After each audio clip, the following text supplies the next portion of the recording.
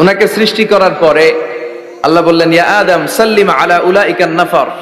আদম, এই যে ফেরেশতারা বসা, সালাম দাও। আদম বলেন, না আমি সালাম দিব কেন, আমারা দেয় না কেন?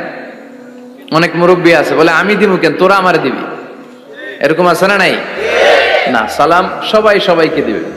স্বামী স্ত্রীকে দিবেন, স্ত্রী স্বামীকে দিবেন, বড়রা ছোটদের দিবেন, ছোটরা বড়দের দিবেন, এক ভাই আরেক ভাইকে দিবেন, বোন ভাইকে দিবেন। তাহলে ফ্যামিলির মধ্যে শান্তি দিয়ে ফ্যামিলিটাকে সমৃদ্ধ করে দিবে কে? কারণ সালাম অর্থই শান্তি। সালাম অর্থ কি? ফ্যামিলির মধ্যে আমাদের এই সালামের প্রচলন নাই। বিশ্বনবী সাল্লাল্লাহু আলাইহি ওয়াসাল্লাম স্ত্রীদেরকে আগে সালাম দিতেন, সাহাবাদেরকে আগে সালাম দিতেন। মা আয়েশা বলেন, এত বছর বিশ্বনবী সংসার করলাম, একদিনও আগে সালাম দিতে পারি নাই। সবসময় বিশ্বনবী আমাকে আগে সালাম দিয়ে দিতেন। তো সাইয়েদনা আদমকে সৃষ্টি করার পরে আল্লাহ বললেন, আদম সাল্লিম আলা উলাইকান নাফার। বুখারীর বর্ণনা, ফেরেশতাদের এই দলটাকে তুমি সালাম দাও। সাইয়েদনা আদম আলাইহিস সালাম অহংকার করেন নাই। তিনি বলেন নাই যে কেন দিব, ফেরেশতারে বলেন না আমারে দিতে, এটা বলছে না, উনি সালাম দিলেন। ফলে ওনার অন্তর থেকে অহংকার মুক্ত করে দিল কে? আল্লাহ। বিশ্বনবী বলেছেন, আল বাদিউ বিসসালামি বারিউম মিনাল কিবর। আগে আগে যে সালাম দিয়ে দেয়, আল্লাহ তার অন্তর থেকে অহংকার তুলে নেয়। মান কানা ফি কলবিহি হাববাতু খারদাল মিনাল কিবর লা ইয়াদখুলুল জান্নাতা আবাদা। যার অন্তরে যাররা পরিমাণ অহংকারের ছিটে ফোঁটা থাকে, সে আল্লাহর জান্নাতে ঢুকতে পারবে না। আল্লাহর জান্নাতে ঢুকবে বিনয়ীরা। কারা? যারা বিনয়ী, মুতাওয়াদি, হাম্বল, যাদের মধ্যে হাম্বলনেস আছে, যারা বিনয়ী, তারা জান্নাতে ঢুকবে। তো সাইয়েদনা আদম আলাইহিস সালাম বিনয়ের পরিচয় দিলেন, কিন্তু শয়তানকে আল্লাহ বললেন উসজুদু। শয়তানকে বললেন, শয়তান সেজদা দাও। ফেরেশতাদেরকে যখন অর্ডার করেছে সেজদা দাও, শয়তান বলল, আল্লাহ আমি সেজদা দিব না। অহংকার করলো, সে নিজে নিজে উপরে উঠতে চাইলো। সে বলল, খালাকতানি মিন নার ওয়া খালাকতাহু মিন তিন। আপনি আমাকে বানিয়েছেন আগুন দিয়ে, আগুনের ধর্ম উপরের দিকে ওঠা। আগুন জ্বালিয়ে দিলে লেলিহান শিখা কই যায়? উপরে যায়। ওয়া খালাকতাহু মিন তিন। আর আদমকে বানিয়েছেন আপনি মাটি থেকে, তা আমি কেন সেজদা দিব? আদমই না আমারে দিবে। আল্লাহ শয়তানকে চির জাহান্নামী বানিয়ে দিল। চিল্লায় বলেন ঠিক কিনা? আর বিনয়ের কারণে আদমকে আল্লাহ বানালেন আশরাফুল মাখলুকাত। কি বানালেন? সৃষ্টির সেরা। এজন্য নূরের ফেরেশতারাও সাইয়েদনা আদমকে সেজদা দিতে বাধ্য হয়েছে। চিল্লায় বলেন ঠিক কিনা? তুমি মাটির আদমকে প্রথম সৃষ্টি করিয়া ঘোষণা করিয়া দিলে শ্রেষ্ঠ বলিয়া, তাই তো নূরের ফেরেশতা করে আদমকে সেজদা। ঠিক কিনা? তাই তো নূরের ফেরেশতা করে আদমকে সেজদা। সবার চেয়ে সম্মান দিলে মাটির আদমকে। আল্লাহু আল্লাহু তুমি জাল্লে জালালুহু, শেষ করা তো যায় না গে তোমার গুণগান। আল্লাহু আল্লাহু, সুবহানাল্লাহ পড়েন।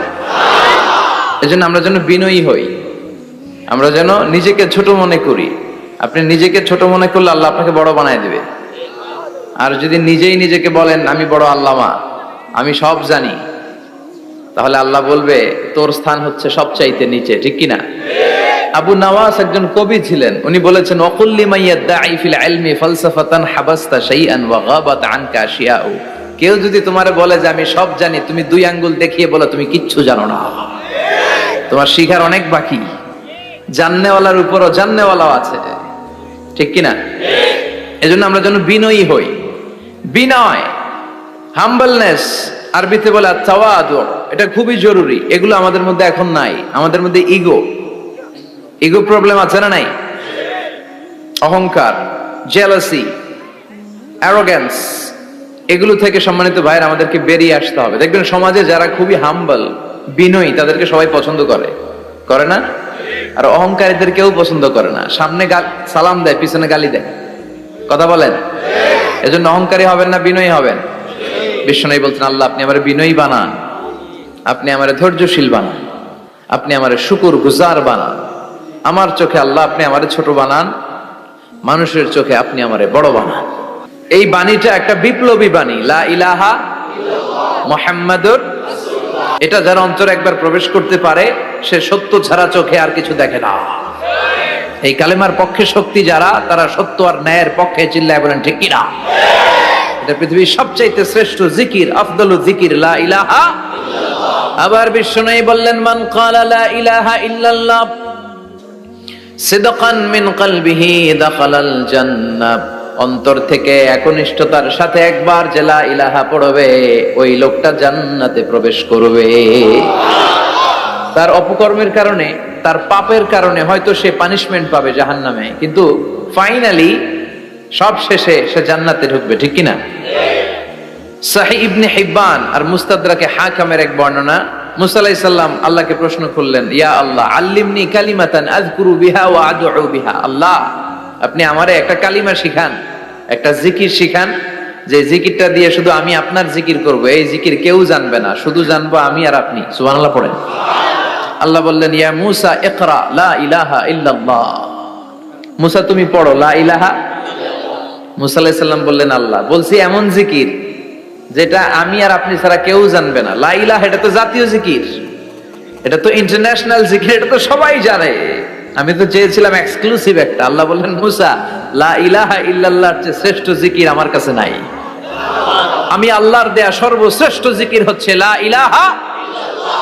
লাউ তাদাউ লা ইলাহা ইল্লাল্লাহ ফি কাফফা ওয়াস সামাওয়াতু ওয়াল আরদু ফি কাফফা, ও মুসা সাত আকাশ সাত জমিন যদি দাঁড়িপাল্লার এক পাল্লায় রেখে দাও আর লা ইলাহা আরেক পাল্লায় রেখে দাও, লা রাজাহাত কাফফাতু লা ইলাহা ইল্লাল্লাহ, মুহূর্তেই লা ইলাহার পাল্লাটা ভারী হয়ে যাবে। এটা একটা বিপ্লবী বাণী, এটা ভিক্ষা করার বাণী নয়। জুমার নামাজের পরে একটা টাকা দিয়া যান, আমি গরিব ইনসান, আছে না নাই? আখিরাতে সওয়াব পাইবেন পাহাড়ের সমান। আর জিকির ধরে লা ইলাহা ইল্লাল্লাহ। অনেকে মনে করে এটা ভিক্ষা করার জিকির, কপাল পোড়া। আমরা ভিক্ষার সাথে এটাকে জুড়ে দিয়েছি। এটা একটা বিপ্লবী বাণী। এই বাণীর অর্থ, এটার ইম্পর্টেন্স, এটার সিগনিফিকেন্স আর তাৎপর্য যে বুঝে সে আল্লাহ ছাড়া কারো সামনে মাথা নত করতে পারে না। চিল্লা এখন ঠিক কিনা? তাফসীর ফি জিলালিল কুরআনের রচয়িতা সৈয়দ কুতুব শাহিদ, নাম শুনছেন? গোটা বিশ্বব্যাপী তার নাম আর ডাক। তিনি ফি জিলালিল কুরআন লেখে গোটা বিশ্বের যুবকদের অন্তর কাঁপিয়ে দিয়েছিলেন। এই সমাজে তিনি জাহালাত দেখে এই জাহালাতের বিরুদ্ধে কলম ধরেছেন আর যুগশ্রেষ্ঠ তাফসীর রচনা করেছেন, তাফসীর ফি জিলালিল কুরআন। এটার অনেক ভাষায় ট্রান্সলেশন হয়েছে, বাংলায় পাওয়া যায়, খুব সম্ভব আল কোরআন একাডেমি লন্ডন এটা ট্রান্সলেট করেছে। তো উনি এই কালিমার পক্ষে থাকার কারণে, ইসলামী আন্দোলনের কারণে তৎকালীন প্রেসিডেন্ট জামাল আব্দুল নাসের ওনাকে ফাঁসি দেওয়ার আদেশ দিয়েছে, ফাঁসির কাস্টে ঝুলিয়ে মৃত্যুদণ্ডের অর্ডার করেছে। তো জেল কোডের নিয়ম অনুযায়ী যাদেরকে ফাঁসি দেওয়া হবে, হ্যাঙ্গিং করা হবে, হ্যাঙ্গিং করার ঘন্টাখানিক আগে ওই কারা কর্তৃপক্ষ থেকে নিয়োগ দেয়া জেলখানার ইমাম সাহেব এসে তাদেরকে লা ইলাহা পড়ায়। কি পড়ায়? লা ইলাহা ইল্লাল্লাহ পড়ায়। তো সৈয়দ কুতুব শাহিদ উনিও যখন ওনাকে ফাঁসির কাস্টে ঝুলানো হবে, ওই মুহূর্তে জেল কোডের নিয়ম অনুযায়ী ইমাম সাহেব এসে সৈয়দ কুতুব সাহেবকে বলতে আরম্ভ করলো যে আমি আপনাকে কালিমা পড়াতে এসেছি, আপনি পড়েন লা ইলাহা ইল্লাল্লাহ। সৈয়দ কুতুব শাহিদ বললেন, আমারে কালিমা শিখাতে এসো না, আমি কালিমা খুব ভালো জানি। যেই কালিমা পড়ার, যেই কালিমা তুমি ফাঁসির আসামিদেরকে পড়ানোর কারণে মান্থলি বেতন পাও, ওই কালিমার ব্যাখ্যা করার কারণে আমাকে ফাঁসির কাস্টে ঝোলা লাগছে। তুমি কালিমা পড়াও, তুমি বেতন নাও, আর আমি কালিমার ব্যাখ্যা করার কারণে আমার ফাঁসি হয়, তার মানে তোর কালিমা আর আমার কালিমা এক কালিমা না। কালিমার মধ্যে পার্থক্য আছে না নাই? কালেমায় কালেমায় পার্থক্য আছে। ওই কারা কর্তৃপক্ষের নিয়োগ করা ইমাম সাহেবের লা ইলাহা ইল্লাল্লাহ আর তাফসীর ফি জিলালিল কুরআনের রচয়িতা সৈয়দ কুতুব শাহিদের লা ইলাহা এক কালিমা নয়, এক লা ইলাহা নয়। চিল্লা এখন ঠিক কিনা? পার্থক্য আছে, আলাদা। এজন্য আসল লা ইলাহার অনুসারী হতে হবে। লা ইলাহার ধারক এবং বাহকরা হচ্ছে সত্য এবং ন্যায়ের পক্ষে। যত বিপদ আসে, যত আপদ আসে, যত ঝুঁকি আসে, পাহাড় সম ঝুঁকিকে ডিঙ্গিয়ে তারা লা ইলাহার কালেমার পতাকাকে উড়িয়ে দেয়। চিল্লায় বলেন ঠিক কিনা? এজন্য ইমানে ইমানে পার্থক্য আছে। আমরা যেন আসল ইমানদার হতে পারি, আল্লাহ তৌফিক দাও। আমিন। আর জোরে পড়েন আমিন। আমরা সব সময় যেন আল্লাহর জিকির দিয়ে হৃদয়টাকে সিক্ত রাখতে পারি, তুমি তৌফিক দাও। আমিন। বিষ্ণু বলেছেন, লা ইয়াজালু লিসানুকা রাতবান মিন যিকরিল্লাহ, তোমার জিহ্বাটা যেন আল্লাহর জিকিরে সব সময় ভিজা থাকে। কি থাকে? সব সময় যেন পড়ি সুবহানাল্লাহ, আলহামদুলিল্লাহ, লা ইলাহা ইল্লাল্লাহ। সব সময় যেন আমরা পড়ি আল্লাহু আকবার। বিষ্ণু বললেন আহাব্বুল কালাম ইলাল্লাহি আরবা। খেয়াল রাখবেন, আল্লাহর কাছে সবচেয়ে প্রিয় কথা চারটা। কয়টা? আহাব্বুল কালামি ইলাল্লাহি আরবা। আল্লাহর কাছে সবচাইতে প্রিয় কালাম হচ্ছে চারটা। লা ইয়াদুররুকা বিআইয়িহিন্না বাদাতা। এই চারটার কোনটা দিয়ে শুরু করবে এটা তোমার ব্যাপার, আগে পরে করলেও কোনো সমস্যা নাই। চারটার একটা হচ্ছে সুবহানাল্লাহ, আরেকটা হচ্ছে আলহামদুলিল্লাহ, আরেকটা হচ্ছে লা ইলাহা ইল্লাল্লাহ, আরেকটা হচ্ছে আল্লাহু আকবার।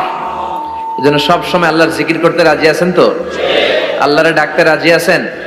ফাযকুরুনি ওয়াশকুরুলি। আল্লাহ বলেন যদি আমার জিকির করো আমিও তোমাদের জিকির করি, যদি আমার স্মরণ করো আমিও তোমাদের স্মরণ করি। আবার বিষ্ণু বললেন, আল্লাহ ঘোষণা দেন ফাইন যাকারানি ফি নাফসি যাকারতুহু ফি নাফসি। আমার বান্দা যদি একা একা আমার জিকির করে আমিও আমার বান্দাকে একা একা স্মরণ করি। ওয়া ইন যাকারানি ফি মালাইন যাকারতুহু ফি মালাইন খায়রিম মিনহু। আর মহা সম্মেলনে যদি বান্দা আমারে স্মরণ করে আমি এর চাইতে শ্রেষ্ঠ মহা সম্মেলন ফেরেশতাদেরকে নিয়ে আমার বান্দাকে স্মরণ করি।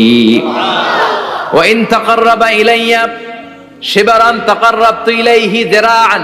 আমার বান্দা যদি আমার দিকে এক বিঘত আসতে চায় আমি আমার বান্দার দিকে এক হাত এগিয়ে যাই। আমার বান্দা যদি আমার দিকে এক হাত আসতে চায় আমি আমার বান্দার দিকে দুই হাত চলে যাই। ওয়া ইন আতানি ইয়ামশি আতাইতুহু হারওয়ালা। আর আমার বান্দা যদি আমার কাছে হেঁটে হেঁটে আসতে চায় আমি আমার গোলামের দিকে দৌড়ে দৌড়ে যাই। ওই আল্লাহরে ভুলে গিয়ে আমরা মাজারে যে সিজদা দেই, কপাল পোড়া আছে না নাই? দোদেল বান্দা কালমা চোর, না পায় শ্মশান না পায় ঘোর, দিন থাকিতে আয়রে পথে ছাইড়া দে ভণ্ডামি ভণ্ডামি ভণ্ডামি ভণ্ডামি, ছাইড়া দে ভণ্ডামি। ঠিক কি না? এই ভণ্ডামির সাথে আমাদের সম্পর্ক আছে? মাজার পূজার সাথে ইসলামের কোনো সম্পর্ক আছে? নামাজ কালাম পড়ে না ইবলিশ শয়তানের নানা, আছে না নাই? এলাকায় মনে হয় নাই, অনেক জায়গায় আছে দেখবেন লাল সালু দিয়া উঁচু করা। সাইয়েদনা আলীকে মদিনায় বিশ্বনবী পাঠালেন আর বললেন যত উঁচু মাজার দেখো ভেঙে মাটির সাথে গুড়িয়ে দাও। কবরস্থান উঁচু হবে না, কবর হবে সমান। এটাকে সেফটি দেওয়ার জন্য, সিকিউরিটি দেওয়ার জন্য আপনি চারদিকে সিম্পল বেড়া বা দেয়াল দিতে পারেন যাতে গরু ছাগল যে এই কবরের অসম্মান না করে। আমরা আশরাফুল মাখলুকাত, আমরা বেঁচে থাকলেও যেমনি সম্মান আছে আমাদের, মরে গেলেও সম্মান আছে না নাই? আল্লাহ বললেন ওয়ালাকাদ কাররামনা বানি আদম। আমি বনি আদমের সম্মান বাড়িয়ে দিয়েছি। জীবিত অবস্থায় যেমনি সম্মান, মরে গেলেও সম্মান। ঠিক কি না? বিশ্বনবী দেখলেন একটা লাশ যাচ্ছে, লাশ দেখে নবী দাঁড়িয়ে গেলেন। সাহাবারা বললেন ইয়া রাসূলুল্লাহ ইন্নাহু ইয়াহুদি, এটা ইহুদির লাশ।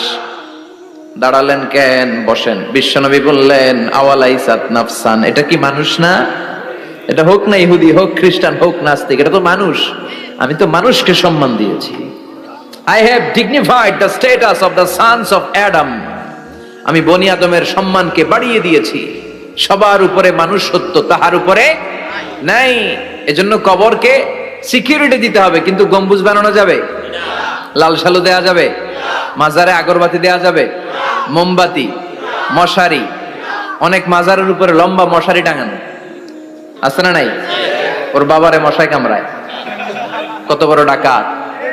তো মশাই যদি নিচ থেকে তাড়াইতে না পারে ও তোমারে কি করবে? কথা বলেন। মশা তাড়াতে পারে না নিজের গা থেকে, তোমারে কি বাঁচাবে?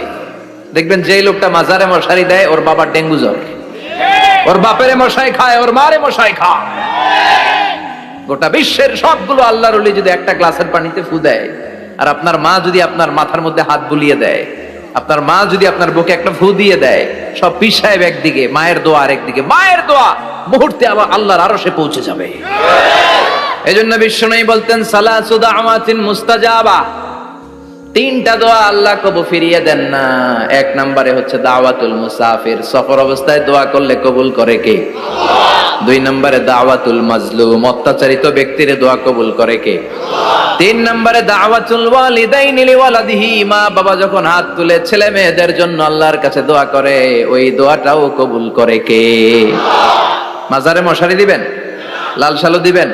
আগরবাতি, মোমবাতি, কোন মানত, মাজারে মানত করা যায় না।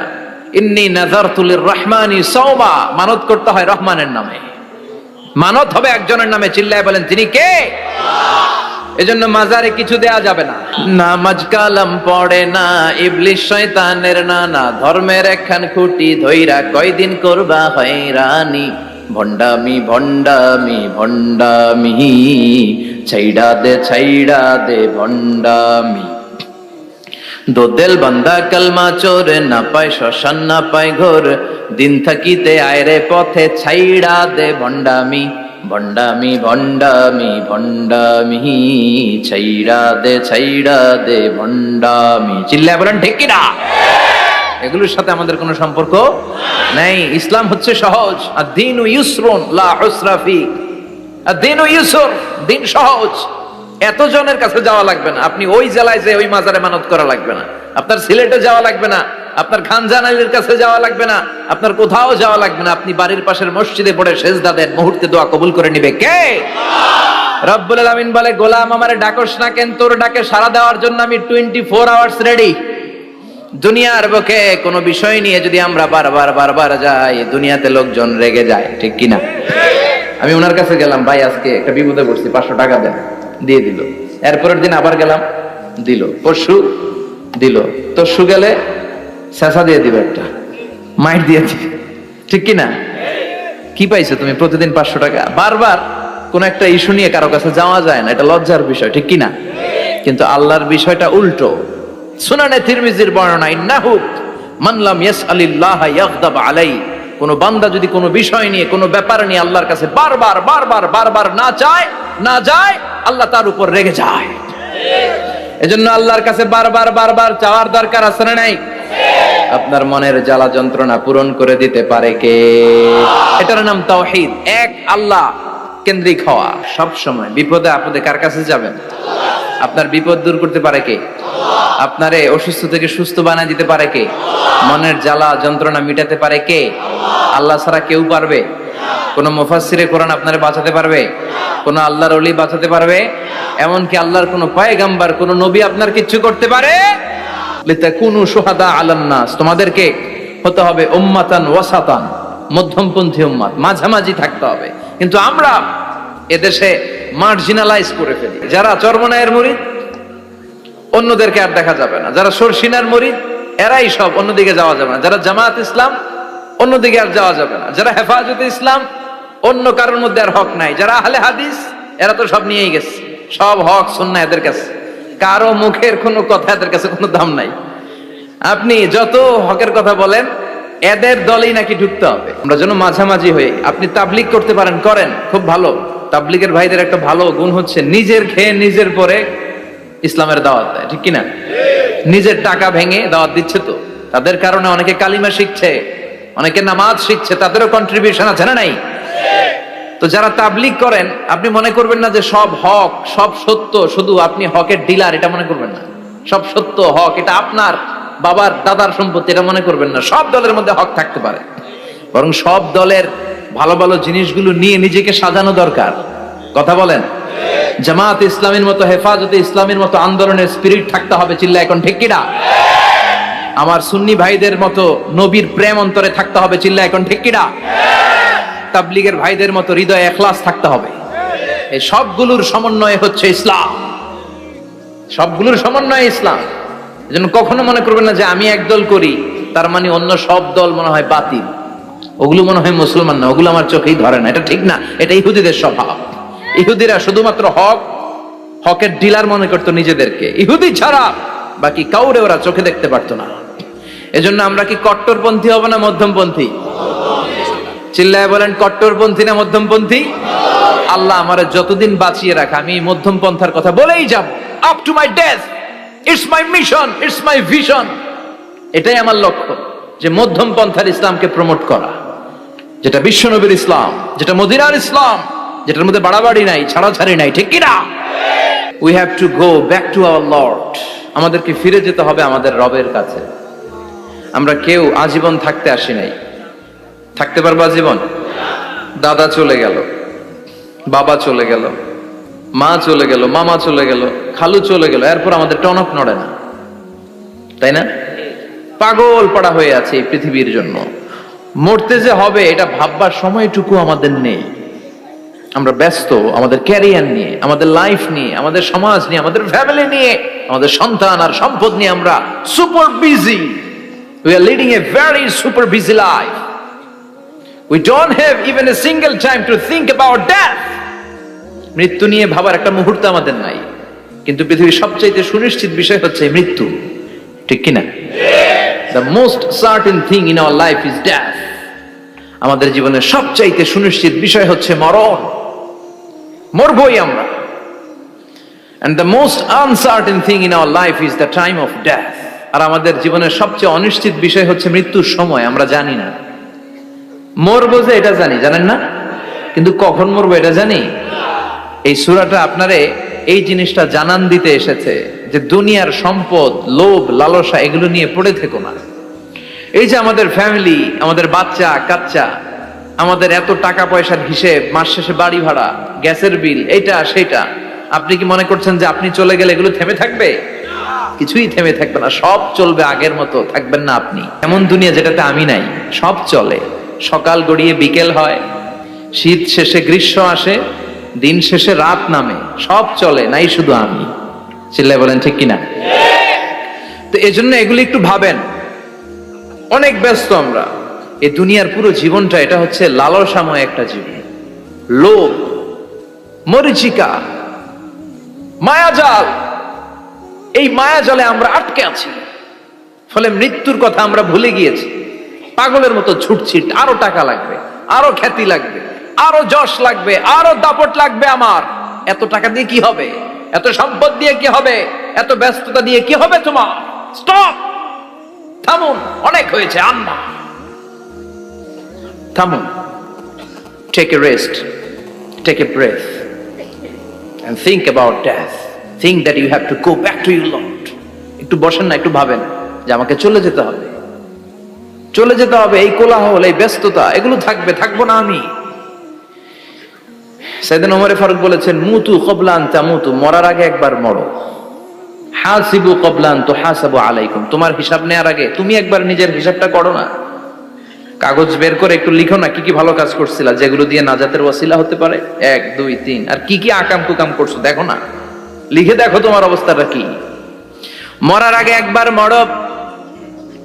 মরার আগে খাটের মধ্যে শুয়ে শটান করে চোখ বন্ধ করে একবার মরার ভান করে দেখেন কেমন লাগে। চোখটা বন্ধ করেন আর ভাবেন আপনি নাই, কি কি হতে পারে ভাবেন।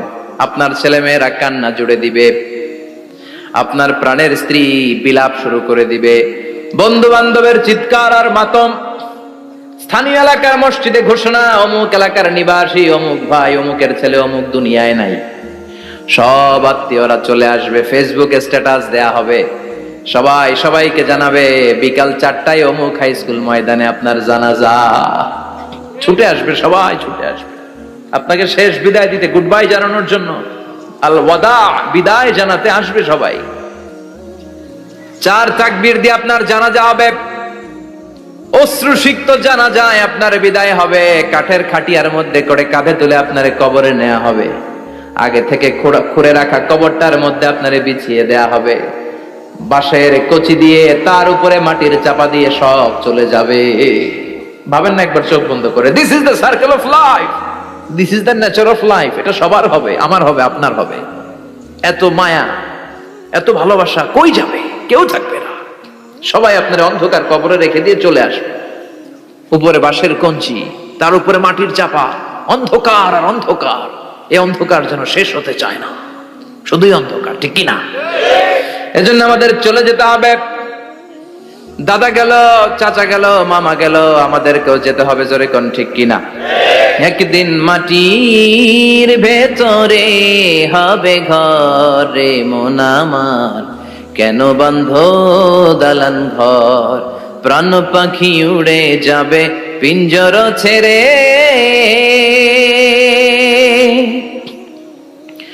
ধরা ধামে সবই রবে, তুমি যাবে চলে, বন্ধু বান্ধব যত মাতা পিতা দ্বারা সুত সবই হবে তোমার পরে, মন আমার কেন বান্ধ দালান ঘর, একদিন মাটির ভেতরে হবে ঘরে, মন আমার কেন বান্ধ দালান ঘর। ঠিক কিনা? সব পরে থাকবে, চলে যেতে হবে আমাদেরকে। এজন্য আখিরাতের কথা যেন আমাদের স্মরণ হয়। বিষ্ণুই বলতেন, নাহাই তুকুমান জিয়ারাতিল কবুর, আমি তোমাদেরকে কবর জিয়ারত করতে আগে নিষেধ করতাম, কিন্তু এখন নিষেধাজ্ঞা প্রত্যাহার করে নিলাম। এখন সব সময় তোমরা কবরের সামনে যাবা আর জিয়ারত করবা। একটু গেলে আখিরাতের কথাটা স্মরণ হবে। ওখানে ছোট শিশুরা শুয়ে আছে, কিশোর যুবকরা আছে, আপনার মতো তাগড়া যুবক মুরব্বীরা আছে। এরা এই এলাকায় থাকতো, এরা আকাশ থেকে নেমে আসে না, এই এলাকার সন্তান আজ নাই। একটা সার্টেন পিরিয়ড শেষে আপনিও থাকবেন না।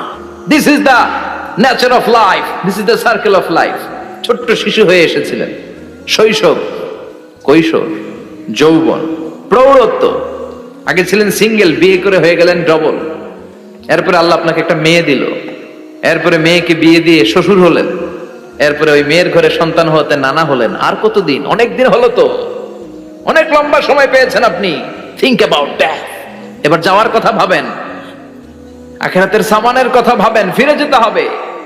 কি শক্তিশালী যুবক, বার্ধক্য চলে আসলে লাঠি ছাড়া চলতে পারে না। কুচকুচে কালো দাড়ি সাদা হয়ে যায়, দাড়ির শুভ্রতা, বয়সের ভার, রং ধরা যৌবন জং ধরে শেষ। ঠিক কিনা? This is the circle of life. যুবক ভাইরা, এটাই জীবন, চলে যেতে হবে, কেউ থাকতে পারবে না। ঠিক কিনা? এটা রিমাইন্ডার আল্লাহ এই সূরার ভেতরে দিয়েছেন যে তোমাদেরকে ফিরে যেতে হবে, এই লোভ লালসা ছেড়ে দাও। রব্বুল আলামিন বলেন, আলহাকুমুত তাকাসুরু হাত্তা যুরতুমুল মাকাবির। ও গোলাম, দুনিয়ার সম্পদ, লোভ লালসা তোদেরকে পাগল বানিয়ে দিয়েছে। এই লোভ পাগলামি কোনোদিন তোদের থামবে না যতদিন না তোরা কবরে ঢুকবি। ঠিক কিনা? কার কথা? আল্লাহ বললেন, দুনিয়ার সম্পদ আর লোভ আর মোহে তোমরা গাফেল হয়ে গিয়েছো। আখিরাতের কথা বেমালুম তোমরা ভুলে গিয়েছো, কিন্তু আখিরাতে তোমাদের যেতেই হবে, কবরের বাড়িতে তোমাদের ঢুকতেই হবে। ঠিক কিনা? যেতেই হবে। আমরা ভুলে যাই। আলহাকুমুত তাকাসুর, অতিরিক্ত পাওয়ার লোভ, বেশি বেশি খাওয়ার লোভ, বেশি বেশি জমানোর লোভ মানুষকে গাফেল বানিয়ে দিয়েছে। এটা মানুষের স্বভাব। আরো চাই, আরো চাই, এই স্বভাবটা আছে না নাই? দেখবেন ছোট বাচ্চারা মসজিদে দোয়া অনুষ্ঠান শেষে জিলাপি দেয় না? বড়ুয়া কৃষ্ণপুর কি দেয়? আগে বাতাসা দিত না, এখন কি দেয়? জিলাপি দেয়, মিষ্টি দেয়। তো মসজিদের 2-3 গেট থেকে যদি দেয়, ছোট বাচ্চারা দেখবেন এদিক দিয়ে কয়েকটা নেয়, নিয়ে আবার ওই গেটে লাইন ধরে। ওর হাত হলো ছোট হাত, ওর হাত ভর্তি জিলাপি, আর নেওয়ার জায়গা নেই, এরপর আরেক জায়গায় লাইন ধরছে।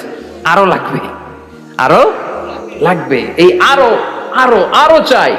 এই স্বভাবটাই মানুষকে কুড়ে কুড়ে শেষ করে দিয়েছে। এত লাগবে কেন তোমার? চাহিদার কোনো শেষ নাই। Unlimited demand of human being. যার আছে বেশি তার চাই বেশি। যার সাইকেল আছে তার হুন্ডা চাই, হুন্ডা আছে তো প্রাইভেট কার চাই, প্রাইভেট কার আছে তো প্লেন চাই, প্লেন আছে তো হেলিকপ্টার চাই, হেলিকপ্টার আছে তো ওইটা চাই, ওইটা আছে তো সেটা চাই। ঠিক কিনা? এলাকার মেম্বার যে হয়েছে চেয়ারম্যান হতে চায়, আছে না নাই? চেয়ারম্যান সাহেব এমপি হতে চায়, আছে না নাই? এমপি সাহেব মন্ত্রী হতে চায়, আছে না নাই? মন্ত্রী সাহেব প্রধানমন্ত্রী হতে চায়, আছে না নাই? কিন্তু এই দেশে সুযোগ নাই। কথা কন। এই দেশে প্রধানমন্ত্রী সিলেক্টেড। 2-3 জনের বাইরে কেউ প্রধানমন্ত্রী হইতে পারবি না। ঠিক কিনা? আমার এই জীবনে তো আমি 2-3 জনই দেখলাম। তো মানুষের চাহিদার কোনো শেষ নাই। যার আছে বেশি তার চাই বেশি। এজন্য বিষ্ণু বলেছেন, উনজুরু ইলা মান হুয়া আসফালা মিন, তোমার চেয়ে যে খারাপ আছে ওর দিকে তাকাও। ওয়ালা তানজুর মান হুয়া আ'লা মিন, তোমার চেয়ে যে ভালো আছে ওর দিকে তাকায়ও না, তোমার চেয়ে যে খারাপ অবস্থানে আছে ওর দিকে তাকাও। অনেকে নিজের অবস্থান নিয়ে সুখী না, এরকম আছে না নাই? আল্লাহ আমার এটা দিল না রে, ওইটা দিল না রে, পাইলাম না রে, কিচ্ছু হয় না, কি করব জীবনে, হতাশ। আসলে আছে কিন্তু অনেক, কিন্তু শুকরিয়া নাই, ডাকাত। ঠিক কি না? নিজের অবস্থান নিয়ে সুখী না, কিন্তু অনেক লোক আছে তারা আপনার অবস্থানে পৌঁছতে চায়। তাদের দিকে তাকিয়ে দেখেন, আপনি যে অবস্থানে আছেন এই অবস্থানে পৌঁছাটা অনেকের কাছে স্বপ্ন। তারা প্রতিনিয়ত সংগ্রাম আর স্ট্রাগল করে যাচ্ছে আপনার অবস্থানে পৌঁছতে, আর আপনি এটা নিয়ে সন্তুষ্ট না। শেখ সাদির নাম শুনেছেন? বালাগাল উলা কাশাফাত দুজা, এই কবিতাটার রচয়িতা ইরানের বিখ্যাত এক কবি। উনি একবার আর্থিক সমস্যার মধ্যে দিয়ে সময় কাটাচ্ছেন, টাকা নাই, পয়সা নাই, পায়ে দেওয়ার মতো জুতা নাই। উনি খুব দুঃখ পেলেন, হায় রে, আমি ইরানের এত বড় কবি, আমার পায়ে দেওয়ার মতো জুতা নাই। দুঃখ ভরা মন নিয়ে রাস্তায় হাঁটতে বেরোলেন। হাঁটতে হাঁটতে হঠাৎ দেখলেন একটা লোক শুয়ে শুয়ে কাঁদছে, ওই লোকটার দুইটা পাই নাই, পাই নাই। উনি সেজদায় পড়ে গেলেন, আল্লাহর কাছে ক্ষমা চাইলেন, আল্লাহ অনেক দিয়েছো, শুকর আলহামদুলিল্লাহ। এজন্য যেই পরিস্থিতিতেই থাকি না কেন আমরা কি পড়বো? জোরে বলেন, কি পড়বো? এজন্য আল কানাতু মিনাল ইসলাম, অল্পে তুষ্ট থাকার নাম হলো ইসলাম। সম্পদ লাগবে কিন্তু সম্পদের পাহাড় লাগবে না, ঠিক কি না? অল্প খান, অল্প পড়েন, অল্প জমান, অল্পের ভেতরে বরকত ঢুকাইয়া দিছে কে? দেখবেন যাদের সম্পদ অল্প তারা সুখী বেশি।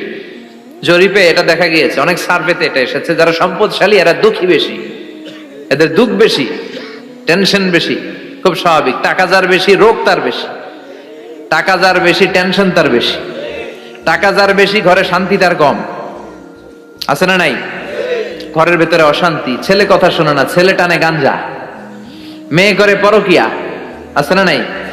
স্ত্রী কথা শোনে না, ভালোবাসা নাই, ঘরটা জাহান্নামের টুকরা। রোগ বালাই, এক একটা হসপিটাল বিল পরিশোধ করতে মাসে 5 লাখ 10 লাখ। আছে না নাই? কিছু খেতে পারে না, ডাক্তার একেবারে ডায়েট মেনু বেঁধে দিয়েছে। ডায়েট, ভেরি ডায়েট মেনু, এটা এটা এটা এটা কিছুই খাবেন না, শুধু গরু খাবেন না, খাসি খাবেন না, চিংড়ি খাবেন না, খালি ঘাস খাবেন। ইচ্ছে মতো ঘাস খাবেন, মানে ঘাস জাতীয় যত আইটেম আছে সব খাবেন। শাক খাবেন, সবজি খাবেন, সালাদ খাবেন। গরু, চিংড়ি, মুরগি, গোশত, ইলিশ কিছু খেতে পারে না। তাহলে রোগ বেশি, খাওয়ার মজা নাই, ঘরে সাংসারিক শান্তি নাই, খালি ব্যারাম আর ব্যারাম, ঠিক কিনা? কিন্তু সম্পদের পাহাড় গড়েছে। আর অল্প যারা খায়, অল্প পড়ে, রিক্সাওয়ালা, কুলিওয়ালা, অল্প বেতনের চাকরি, কিন্তু হক হালালি মেনে চলে, দেখবেন শান্তি আছে অনেক।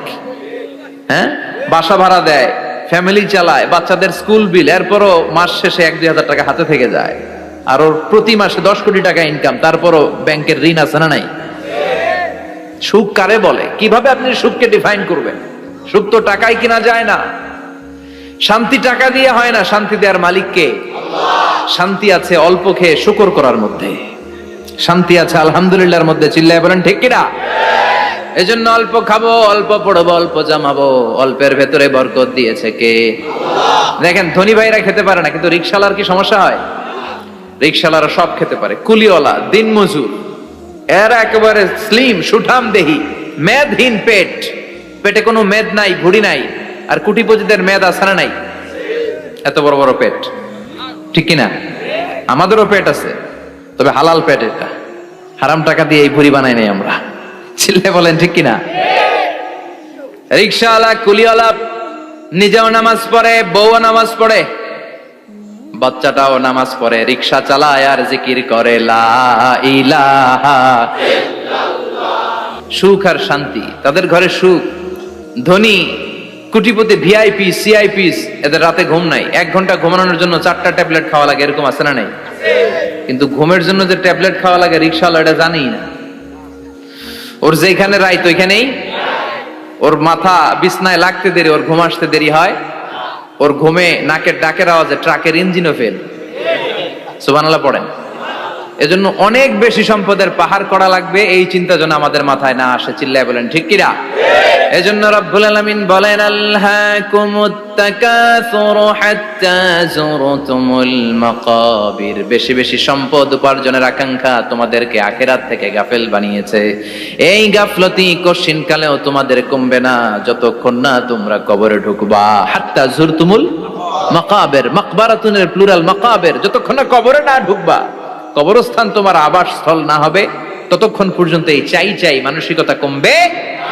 মানুষের স্বভাব হলো আরো চাই, আরো চাই, আরো চাই করে। ফকিরেরা কারা? আল্লাহ গালি দিয়ে বললেন, তোরা সব ফকিরনি। তোরা কি? ইয়া আইয়ুহান নাসু আনতুমুল ফুকারাউ ইলাল্লাহ ওয়াল্লাহু হুয়াল গানিয়ুল হামিদ। সুবহানাল্লাহ পড়েন। আল্লাহ ডেকে বললেন, গোলাম আনতুমুল ফুকারা ইলাল্লাহ, তোমরা সবাই ফকির, ধনী হলো একজন, তিনি কে?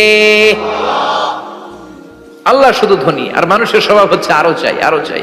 ওর 2 তলা বিল্ডিং, আমার 3 তলা লাগবে। ওর 2টা গাড়ি আছে, আমার 3টা লাগবে। আছে না নাই? বিশ্বনবী বললেন, কিয়ামতের আগ দিয়ে মানুষের মধ্যে আকাঙ্ক্ষায় প্রতিযোগিতা বেড়ে যাবে, প্রতিযোগিতামূলক টেন্ডেন্সি। কার চেয়ে কে বড় হতে পারে, কার চেয়ে কে বেশি টাকার পাহাড় বানাতে পারে। আছে না নাই? বিশ্বনবী বললেন, ওয়া আনতারাল হুফাতাল উরাতাল আলাতা রিয়া আশ-শাইয়াতা তাওয়ালুনা ফিল বুনিয়ান। কিয়ামতের আগে এমন কিছু লোক যাদের গায়ে দেওয়ার মতো জামা ছিল না, পায়ে দেওয়ার মতো জুতা ছিল না, পেটে দেওয়ার মতো খাবার ছিল না, সমাজের কেউ তাদেরকে চিনতো না। হঠাৎ করে এই লোকগুলো ধনী হয়ে যাবে। And they will start to construct, they will compete to construct high rises building in the cities. শহরে গ্রামে এরা বড় বড় বিল্ডিং বানানো শুরু করবে। সরকার কাছাকাছি চলে আসছে। এই যে বিল্ডিং বানানোর প্রতিযোগিতা, কুমিল্লা শহরে আজ থেকে 20-25 বছর আগে 5 তলা 6 তলা একটা বিল্ডিং ছিল না, এখন 10 তলা 20 তলা। আছে না নাই? ঢাকায় আজ থেকে 20 বছর আগে 10 তলা বিল্ডিং খুঁজে পাইতেন আপনি? নাই। গোটা বিশ্বব্যাপী এখন টাওয়ার বানানোর প্রতিযোগিতা। বিশ্বনবী বললেন, এদের কোনো টাকা ছিল না। পৃথিবীর সবচেয়ে বড় টাওয়ার এখন আরব দেশে, এদের কোনো টাকা ছিল না। আরব দেশের সৌদি আরব, কাতার, কুয়েত, বাহরাইন এখন স্বর্ণ আর তেলের খনি পেয়ে আল্লাহরে ভুলে যায়। এদের খাওয়ার মতো কিছু ছিল না। এদেরকে আমার দাদারে শুনতাম বলতো কাবলিওয়ালা বলতো। কি বলতো? এদেশে আসতো জায়নামাজ তসবি ছড়া খেজুর টেজুর বিক্রি করার জন্য। এরা জেলে পাড়ার লোক ছিল। আরব সাগরের তীরবর্তী এলাকার মানুষ, সাগরের মাছ মেরে এরা জীবন ধারণ করতো। আল্লাহ এদেরকে তেলের খনি দিলেন, গ্যাসের খনি দিলেন, এখন তারা বড় বড় টাওয়ার বানায়। আছে না নাই? বুর্জ আল খলিফা, কি উঁচা বিল্ডিং, 828 মিটার উঁচু। জেদ্দায় আছে 1000 মিটার উঁচু কিংডম টাওয়ার। তাইওয়ানে আছে তাইপেডাং টাওয়ার 101 তলা। মালয়েশিয়া আছে পেট্রোনাস টুইন টাওয়ার 88 তলা। চায়নাতে আছে সাংহাই টাওয়ার, একটার পর একটা টাওয়ার। প্রতি বছর অ্যানাউন্স করতেছে যে ওদেরটা আছে আমাদেরটা বড় বানাবো। কাতার কয় ওরা বানাইলে আমরা পারবো না কেন, আমরা বানাবো আরো বড়। আছে না নাই? শাগালাত কুমুত তাকাসুর, যে আরো লাগবে, আরো বড় হতে হবে, এই টেন্ডেন্সি মানুষকে আখিরাত থেকে একেবারে গাফেল বানিয়ে দিয়েছে। চিল্লায় বলেন ঠিক কিনা? টাকার পাহাড় বানাতে চায়, দরকার থাকলেও চায়, না দরকার থাকলেও চায়। বর্তমান পৃথিবীর সবচেয়ে ধনী লোকটার নাম জানেন? কি নাম? হ্যাঁ, বিল গেটস। ওর যে কত টাকা ও নিজেও জানে না। ওর পকেট থেকে যদি $100 একটা বান্ডিল পড়ে যায়, এটা তুলতে ওর যত সময় লাগবে, ও না তুলে যদি হেঁটে যে আইডিয়া নিয়ে হাঁটতেছিল ওইটা নিয়ে হাঁটে, ওদিকে আরো বেশি ইনকাম হয়ে যাবে। এত টাকা তার, এটা তোলার সময় তো তার নাই। ওয়ারেন বাফেট নাম শুনছেন? হাজার হাজার কোটি ডলারের মালিক। Prince Walid bin Talal, Saudi ধনকুবের নাম শুনেছেন? ওর একটা বিমান আছে, প্রাইভেট জেট প্লেন। এই বিমানটার 70% মেড অফ গোল্ড। বিমানের 70% স্বর্ণ দিয়ে বানানো। গত কয়েক বছর আগে আমি ব্রুনাই গিয়েছিলাম। ব্রুনাইয়ের সুলতানের নাম হাসান আল বালখিয়া। উনি একটা প্যালেস আরবিতে বলে কাসার, মানে হচ্ছে রাজপ্রাসাদ। পৃথিবীর সবচাইতে বড় রাজপ্রাসাদ ব্রুনাইতে বান্দার সিরি বেগাওয়ানে অবস্থিত। আমি গিয়েছি ওখানে। প্রায় 1800 থেকে 2000 কক্ষ আছে ওই প্যালেসে, রাজপ্রাসাদে। ওই রাজপ্রাসাদের টয়লেটের কমোড গুলো মেড অফ গোল্ড, স্বর্ণ দিয়ে বানানো। নাউজুবিল্লাহ পড়বেন না? এই হাসান আল বালখিয়া নিজে বিমান চালায়। ওর সংগ্রহে 500টা রোলস রয়েস লাক্সারিয়াস কার আছে। 500 রোলস রয়েস। গুগল ইউটিউব যারা করেন সার্চ দিয়ে দেখবেন ওর কি পরিমাণে গাড়ি। রোলস রয়েস গাড়ি হচ্ছে one of the luxurious car in the world. Car ব্র্যান্ডের মধ্যে যত দামি কার ব্র্যান্ড আছে এর মধ্যে রোলস রয়েস একটা, যেগুলোর দাম কমসে কম এদেশের টাকায় 8 কোটি থেকে 10 কোটি টাকা। আচ্ছা বলেন, এই গাড়িগুলো যারা হাই প্রোফাইলের ভিআইপিস, তারা ফ্যামিলির সবাইকেও যদি একটা করে গাড়ি দেয়, একজনের কয়টা গাড়ি দরকার? 5টা, 10টা, 20টা। ধরলাম যে 20টা গাড়ি লাগবে ওনার। 500 গাড়ি দিয়ে উনি কি করবে? তার সংগ্রহে 500টা রোলস রয়েস।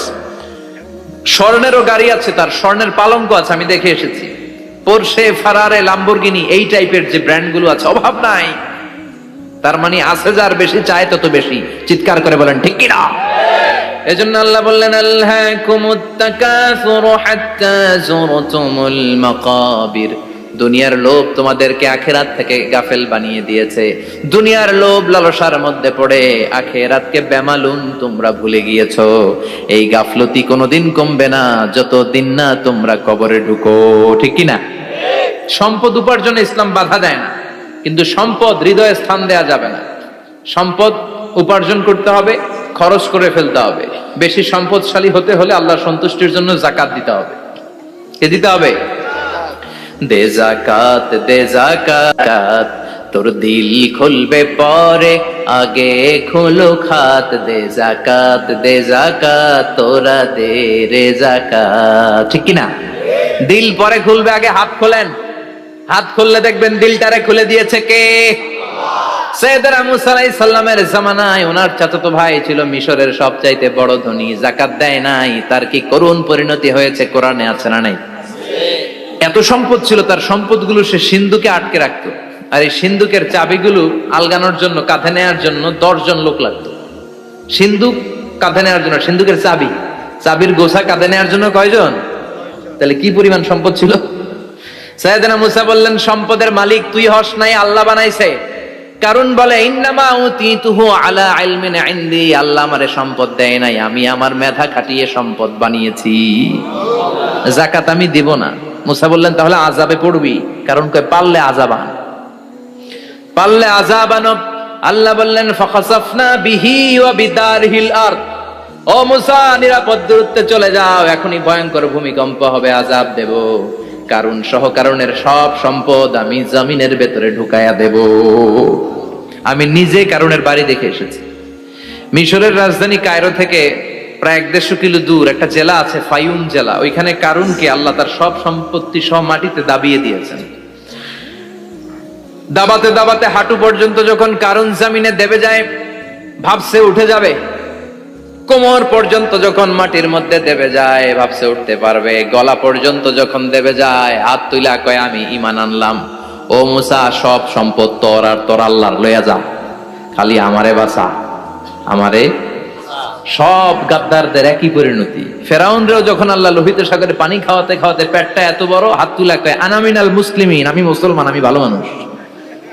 আল্লাহর কোরআন সাক্ষী, সে বলেছে আনা মিনাল। বনি ইসরাইলরা যে আল্লাহরে মানে, আমিও তারে মানি, আমিও আল্লাহর দলের একনিষ্ঠ কর্মী। আর পানি খাইতে পারি না, আল্লাহ বাঁচাও। আল্লাহ কয় আরো খা। শেষ, ফেরাউন শেষ, নমরুদ শেষ, কারুন শেষ।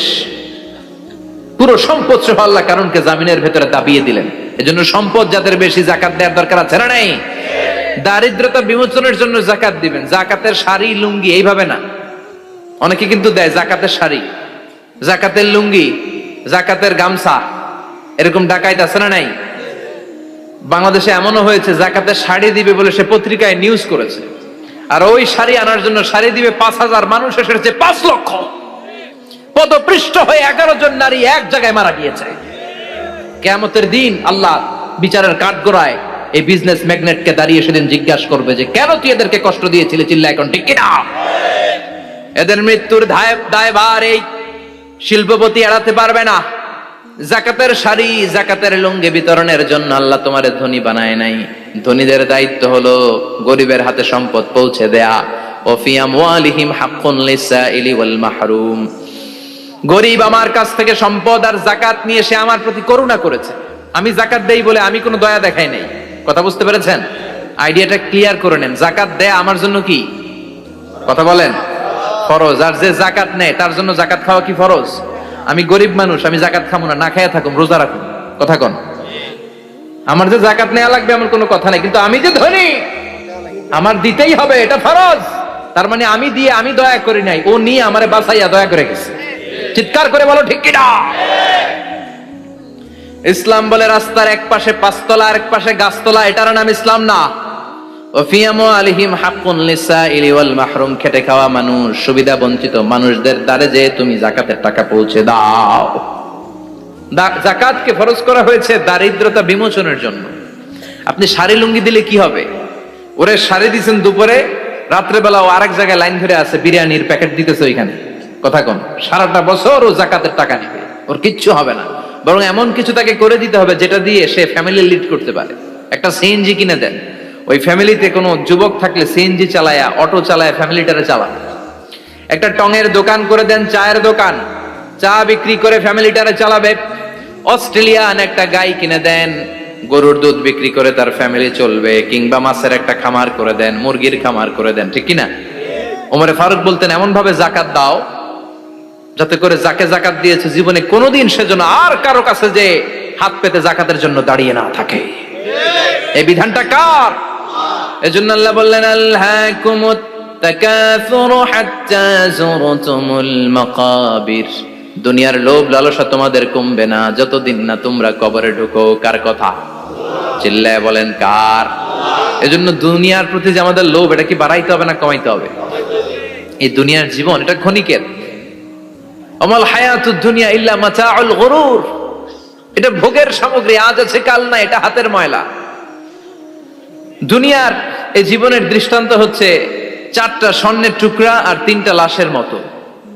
স্বর্ণের টুকরা 4টা, চিৎকার করে বলেন তো কয়টা? লাশ 3টা, জোরে বলেন কয়টা? অনেক অনেক আগের যুগের 3জন যুবক জীবিকার তাগিদে তারা বের হয়েছে কর্মসংস্থান করে খাবে। পথিমধ্যে তারা গুপ্তধন পেয়েছে, স্বর্ণের বার পেয়েছে, তো বড় বড় 4টা পেয়ে তারা মহা খুশি। আমাদের আর কাজ করা লাগবে না, এগুলো বেচে আজীবন খাবো, সুখে থাকবো। তো 3জন মিলে বললো 4টা স্বর্ণের টুকরা 3জনের মধ্যে ভাগ করে দেওয়ার আগে একজন এক কাজ কর, বাজার থেকে কিছু রুটি নিয়ে আয়, খুব ক্ষুধা লেগেছে, খেয়ে নেই। একজনরে রুটি আনতে পাঠিয়ে 2জন মিলে ভাবে ওইটারে যদি মেরে ফেলতে পারি তাহলে তো তোর আর আমার মধ্যে কোনো ঝামেলা নাই। স্বর্ণের টুকরা কয়টা? তুই নিবি 2টা, আমি নেব 2টা। আর যেটারে রুটি আনতে পাঠাইছে ওইটা মনে মনে ভাবতেছে রুটির মধ্যে বিষ মিশাই নিয়ে যাব। কি মিশাবো? বিষ খাইয়া ওটা শেষ, সবগুলো আমার। তো বিষ মিশায় নিয়ে আসছে, আর আগের পরিকল্পনা অনুযায়ী এই 2জন মিলে তাকে নৃশংসভাবে হত্যা করেছে। হত্যার পরে কয় প্রচন্ড ক্ষুধা লাগছে, লো আগে খায়া লই। 2জন মিলে বাজার থেকে আনা বিষ মাখানো রুটি খেয়ে ওই 2টাও শেষ। স্বর্ণের জায়গায় স্বর্ণ পড়ে আছে, স্বর্ণগুলো নেয়ার মতো মানুষ আর নাই, ঠিক কিনা? এজন্য মানুষের এই চাহিদা কমবে না। বিষ্ণু বলেন লাউ আন্না লিকুল্লি ইবনে আদম ওয়াদিয়ান মিন যাহাব আহাব্বা আই ইয়াকুনা ইলাইহি ওয়াদিয়ান। আল্লাহ প্রত্যেককে, আমাদের প্রত্যেককে যদি একটা করে স্বর্ণের পাহাড়ের মালিক বানিয়ে দেয়। কয়টা করে পাহাড় দেখছেন কোনদিন? কই দেখছেন? চিটাং গেছিলেন? এই চট্টগ্রামে গেলে দেখা যায় কি পাহাড়। এই একটা পাহাড় স্বর্ণের, একটা স্বর্ণের পাহাড়ের মালিক যদি আমাদের এক একজনকে বানায় দেওয়া হয়, এরপর আমরা চাবো আরেকটা স্বর্ণের পাহাড়ের মালিক কেমন করে হওয়া যায়। আচ্ছা বলেন তো, একটা স্বর্ণের পাহাড় আমার 14 পুরুষ বিক্রি করে খাইলেও শেষ করতে পারবো এটা? তো আরেকটা কেন লাগবে আমার? ওয়ালা ইয়ামলা আফাহু ইল্লা তুরাব। বিষ্ণু বলেন কবরের মাটি যতক্ষণ না তোর মুখে না ঢুকবে, তোর এই চাওয়া চাওয়া খাই খাই স্বভাব বন্ধ হবে না। এজন্য আল্লাহ বললেন আলহাকুমুত তাকাসুরু হাত্তা যুরতুমুল মাকাবির। দুনিয়া তোমাদেরকে গাফেল বানিয়ে দিয়েছে, গাফলতি কমবে না যতদিন না কবরে ঢুকো। কবরে ঢুকা লাগবে, কবরে ঢুকা লাগবে না? কবরে আমাদেরকে যেতেই হবে, যেখানেই থাকেন। কবরের প্রশ্ন আছে না নাই? অনেকে বলে হুজুর বিমান হামলায় মারা গিয়েছে, বিমান জ্বলে পুড়ে ছাই হয়ে গিয়েছে, তার কবর কোথায়? তার আত্মাটা যেখানে আছে ওই জায়গায় প্রশ্ন আছে না নাই? অনেকে বলে হুজুর সাগরের মধ্যে পড়ে মারা গিয়েছে, তিমি মাছ খেয়ে ফেলেছে, তার কোনো অস্তিত্ব নাই, কিন্তু তার রুহুটা আছে না নাই? প্রতিটা রুহু সংরক্ষণ করে কে? প্রত্যেকটা আত্মা আল্লাহর কাছে সংরক্ষিত থাকে। প্রতিটা রুহু, প্রতিটা মানুষ মালাকুল মাউতকে দেখতে পায়। আপনিও দেখবেন, আমিও দেখব। মুমিনদের কাছে এসে মালাকুল মাউত একজন যুবকের বেশে সাদা ধবধবে জুব্বা পরে সুগন্ধি মেখে মুমূর্ষু ব্যক্তির শিয়রে বসে বসে বলে ইয়া আইয়াতুহান নাফসুল মুতমাইন্না, হে প্রশান্ত আত্মা, উখরুজি ইলা মাগফিরাতুল্লাহি ওয়া রিদওয়ানি, আল্লাহর ক্ষমা আর দয়ার দিকে বের হয়ে আসো। বলা মাত্রই মুমিনের আত্মাটা স্মুথলি বের হয়ে আসে। কাফান মিন আকফানিল জান্নাহ, হানুত মিন হানুতিল জান্নাহ, জান্নাত থেকে আনা সুগন্ধি কাফনের মধ্যে পেঁচিয়ে তিনি রূহটাকে নিয়ে ইল্লিনে চলে যায়। সরাসরি দেখে মালাকুল মাউতকে। আর যারা ইসলাম বিরোধী, কোরআন বিরোধী, তাদের সামনে এসে মালাকুল মাউত ত্রাস সৃষ্টি করে। আগে ধমক। হাইওয়েতে মাঝে মাঝে ডাকাতি হয় না? বাসগুলোর মধ্যে যখন ডাকাতি হয়, বাসে থাকে 50 জন, ডাকাত ঢুকে 5 জন, এই 5 জনের ভয়ে সবগুলো পেশাব করে দেয়, কারণ ত্রাস সৃষ্টি করে। এসেই চাইনিজ কুড়াল দিয়ে আগে কুবায় দেয় 4-5 জনের, রক্ত দেখে কি দেওয়ার সব আগে রেডি করে রাখে। মালাকুল মাউত এসে কাফের নাস্তিক মুশরিকদের সামনে সেরকম একটা ত্রাস সৃষ্টি করে, ভয়ে লোকটা কাঁপতে থাকে। ওর কাছে ভদ্র ভাষায় কথা বলে না, সুন্দর জামা পরে আসে না, কালো কুচকুচে চেহারা, ভয়ঙ্কর একটা রূপ নিয়ে, আকৃতি নিয়ে ইসলাম বিরোধীদের মাথার সামনে আসে, দুর্গন্ধযুক্ত চেহারার দেহ নিয়ে ধমক দিয়ে বলে, ও পাপাত্তা, ইয়া আইয়াতুহান নাফসুল খাবিসা উখরুজি ইলা গাদাবিল্লাহ, হে পাপাত্তা, আল্লাহর রাগ, ক্রোধ আর গজবের দিকে বের হয়ে আয়। মুমিনের আত্মা বলার সাথে সাথে যেমনি মুমিনের দেহ থেকে বের হয়ে জান্নাতি কাফনের ভেতরে ঢুকে, কাফেরদের আত্মাও কি এরকম তাড়াতাড়ি বেরোতে চায় নাকি?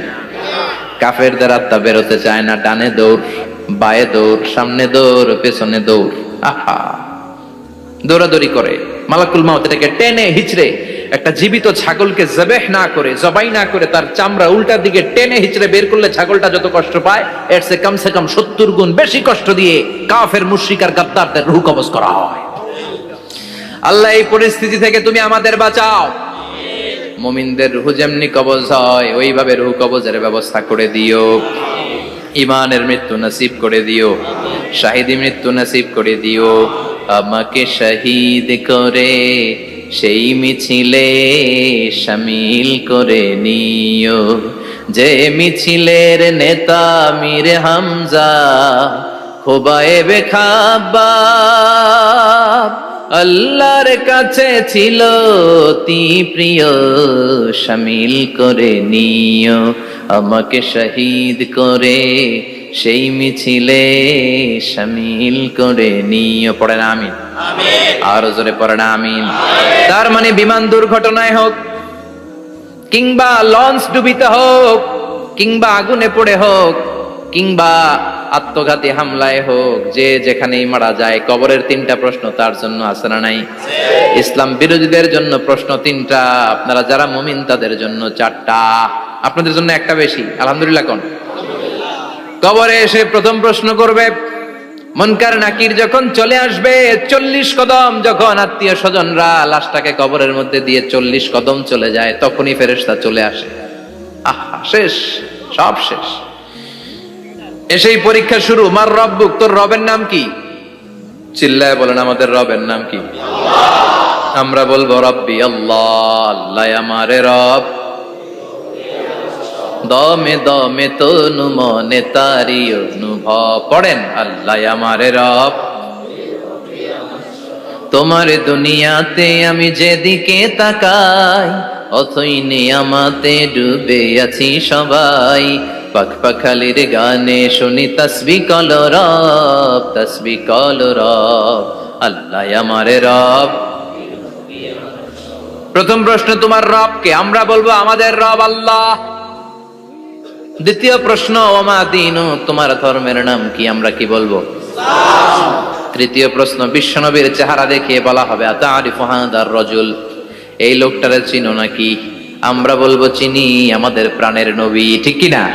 চাঁদের চেয়ে সুন্দর তুমি নবী, আমার কামলিওয়ালা, দু জাহানের বাদশা তুমি, প্যারা নবী সাল্লে আলা, চাঁদের চেয়ে সুন্দর তুমি নবী, আমার কামলিওয়ালা, ঠিক কি না?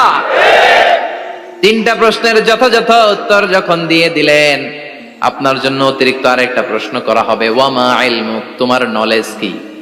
3টা প্রশ্নের উত্তর যে তুমি করতে পারলা, কিভাবে পারলা, কেমনে জানলা?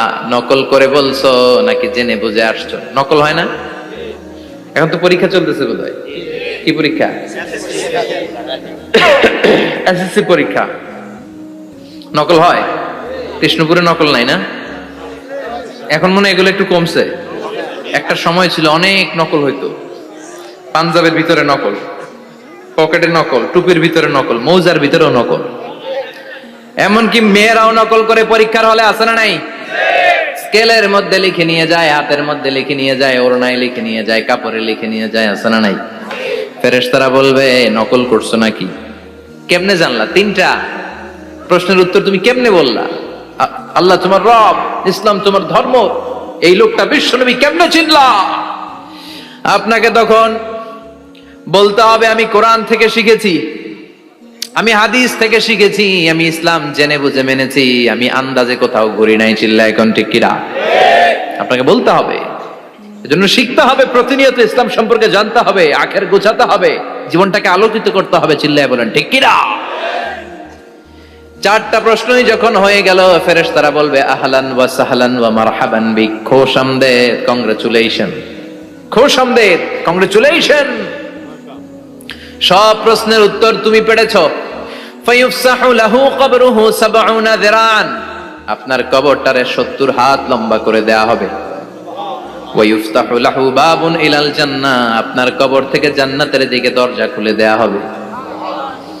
ওয়া ইউলবাসু মিন লিবাসি আহলিল জান্নাহ, জান্নাতের দুইটা রেশমি কাপড়ের পোশাক এনে আপনারে পরিয়ে দেয়া হবে। আর বলা হবে নাম কানাও মিলা আরুস, ঘুমাও, sleep, you should get some sleep now, তোমাকে লম্বা সময় পাড়ে দিতে হবে, ঘুমাও। কানাও মিলা আরুস, যেমনি বর বাসর রাতে আরামসে ঘুম দেয়, বাসর রাতে যেমনি বর কনেকে নিয়ে মধুর ঘুম দেয়, তুমিও ঘুমাও, কেউ তোমার ঘুম ভাঙবে না। মালাক ইসরাফিলের কিয়ামতের জন্য ইসরাফিলের সিংহায় যে ফুৎকার আছে, ওই ফুৎকার ছাড়া কোনো কিছুই তোমার ঘুম ভাঙাতে পারবে না। আলহামদুলিল্লাহ পড়েন। আল্লাহ আমরাও যেন চারটা প্রশ্নের উত্তর দিয়ে লম্বা একটা ঘুম দিতে পারি, পড়ে না আমিন। ওয়াম্মাল কাফির ওয়া আহলুশ শিমাল, আর ইসলাম বিরোধী যারা, তাদের সামনে আসবে মালাকান আসওয়াদান আজরাকান, কৃষ্ণ বর্ণের দেহ, নীলাভ বর্ণের দুটো চোখ, গায়ের রং কালো, চোখের রং নীল। দেখতে কেমন লাগে? আলিফ লাইলার ভূতের মতো। কথা কন। গায়ের রং কালো, চোখের রং নীল। ফেরেশতা দুইটা আসবে, এসে ত্রাস সৃষ্টি করবে, এসে বলবে বল তোর রবের নাম কি? মার রব্বুক। ইসলাম বিরোধী মুশরিক কাফের নাস্তিক এরা বলবে আমি জানি না আমার রবকে, আমি জানি না, আমি তো আজীবন শুধু চেয়ার করেছি, মদ খেয়েছি, আমি ধর্ষণে সেঞ্চুরি করেছি দুনিয়ার বুকে, আমি টেন্ডারবাজি করেছি, চাঁদাবাজি করেছি, আমি মাস্তানি করেছি, আমার দাপটে এলাকার ইসলাম প্রিয়রা বাসায় ঘুমাতে পারে না। আমি ছিলাম টেন্ডারবাজ, আমি ছিলাম গডফাদার, সন্ত্রাসীদের লিডার, আমি ছিলাম ডন 1 2 3 সব, আমি ছিলাম ডনের ডন, আমি ছিলাম মাস্তান রংবাজ। রব টপ কি আমি তো জানি না।